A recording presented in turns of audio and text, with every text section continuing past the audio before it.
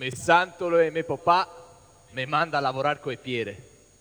Vuol fare il tagliapiede, scalpellino o lapicida che dir si voglia. E quando compie 13 anni, me papà e padre Gabriel vanno insieme dal notaio della cattedrale, Vincenzo Giason, e firmano il contratto in presenza di Bartolomeo Cavazza, originario nel Vicentino, dove possiede le cave de Piera. Dovevo star da lui per 6 anni, vestito, mangiato e remunerato a fine servizio con 11 ducati. La sera, per fortuna, dormivo a casa mia, come papà e mia mamma. Così, mattina e sera facevo il giro lungo.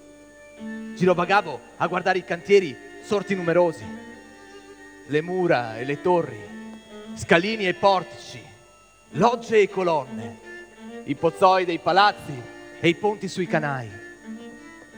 Sono sempre stato curioso per natura, attratto dai pieni e dai vuoti delle strade, di cui nella memoria fissavo l'andamento. Dal prato della valle al Bo, piazza dei signori, con la torre dell'orologio, piazza delle erbe e della frutta, con quella maraviglia di palazzo della ragione, perla di leggiadria.